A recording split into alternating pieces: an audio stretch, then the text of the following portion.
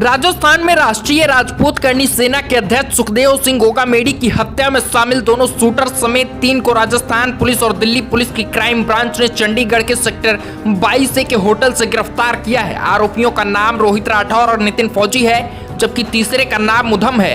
उधम वो शख्स है जो फरारी के दौरान इनके साथ था। आरोपियों के पास से मोबाइल फोन भी बरामद किए गए हैं। दिल्ली पुलिस की क्राइम ब्रांच तीनों को लेकर दिल्ली पहुंची है।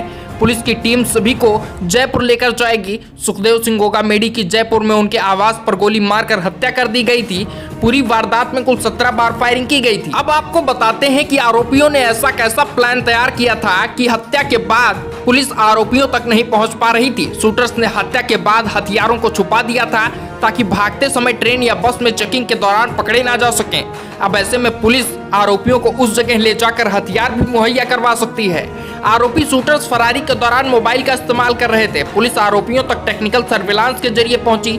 जब पुलिस आरोपियों के पास पहुंची तो तीनों एक साथ थे, जिसके बाद इनको गिरफ्तार किया गया। शूटर्स गैंगस्टर रोहित गोदारा के राइट हैंड वीरेंद्र चाहन और दाना राम के संपर्क में थे। ये आरोपी वीरेंद्र चाहन और दाना राम के इशारे पर हत्या को अंजाम भी दिया गया था। पुलिस इन दोनों को गिरफ्तार करने की कोशिश में जुटी है। हत्या करने के बाद दोनों शूटर्स वीरेंद्र चाहन और दानाराम से लगातार बातचीत कर रहे थे। हत्याकांड को अंजाम देने के बाद आरोपी राजस्थान से हरियाणा के हिसार पहुंचे। हिसार से मनाली गए और मनाली से चंडीगढ़ पहुंचे थे, जहां से गिरफ्तारी हुई है। सुखदेव सिंह गोगामेडी की हत्या के बाद आरोपियों का रूट मैप क्या था, अब वो भी समझ लीजिए। पुलिस से छिपने के लिए आरोपी पहले मनाली पहुंच गए। दिल्ली पुलिस की क्राइम ब्रांच के सूत्रों के मुताबिक सुखदेव सिंह की हत्या करने के बाद आरोपी सबसे पहले ट्रेन से हिसार गए। हिसार पहुंचकर बस से मनाली के लिए निकल गए। उधम के साथ मनाली से मंडी और फिर चंडीगढ़ आ गए। चंडीगढ़ में होटल में रुके, जहां पुलिस ने उन्हें गिरफ्तार कर लिया।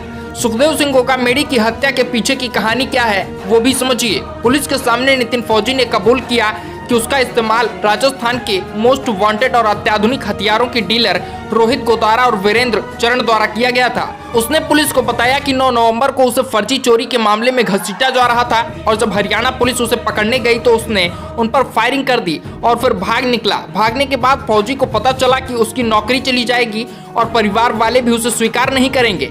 नवंबर के अंतिम सप्ताह में उसका संपर्क गोदारा और चरण के सहयोगी रोनी राजपूत से हुआ। तीनों ने फौजी से कहा कि अगर वह गोगामेडी को मारने में उसकी मदद करेगा तो वे कनाडा के लिए फर्जी पासपोर्ट और वीजा की व्यवस्था कर देंगे। सोमवीर नाम का आरोपी जिसे कल जयपुर पुलिस ने गिरफ्तार किया था, उसने रोहित राठौर से संपर्क किया। रोहित का गोगामेडी से विवाद था। रोहित ने नवीन शेखावत को भी अपने साथ जोड़ लिया। हालांकि शेखावत को पूरी योजना की जानकारी नहीं थी। बाद में दोनों डीडवाना भाग गए, फिर वे दारूडेहा पहुंचे। पहला सबूत वहीं से बरामद हुआ था। आरोपी की तस्वीर सीसीटीवी फुटेज में कैद हो गई। राजस्थान पुलिस ने दिल्ली स्पेशल सेल की मदद ली और दोनों के संभावित ठिकानों का पता लगाने के लिए मोनू मानेसर सहित भोंडसी जेल में बंद कुछ कैदियों से पूछताछ की गई। आरोपी सड़क परिवहन के माध्यम से जयपुर से डिडवाना, सुजानगढ़, दारूडेहा तक पहुंचे। फिर वे आगे बस से मनाली पहुंचे और वापस चंडीगढ़ के सेक्टर 22, जहां से वो पकड़े गए हैं। नितिन फौजी को फर्जी पासपोर्ट और कनाडा में स्थायी निवास का फर्जी प्रस्ताव देकर लालच दिया गया था। रोहित ने गोगामेडी से बदला लिया था। गौरतलब है कि गोदारा का गोगामेडी से जमीन विवाद को लेकर विवाद चल रहा था। ऐसे में अब सुखदेव सिंह गोगामेडी की पत्नी शीला शेखावत ने कहा है कि राजस्थान पुलिस पति की हत्या करने वालों का एनकाउंटर कर दे। उन्होंने कहा है कि अगर एक आवाज लगा दी जाए तो हालात खराब हो जाएंगे, इसलिए 72 घंटों में आरोपियों का एनकाउंटर कर दिया जाए, नहीं तो पूरे देश में उग्र आंदोलन किया जाएगा। ऐसे में आपको क्या लगता है, हमें कमेंट करके बताइएगा और वीडियो को शेयर करिएगा।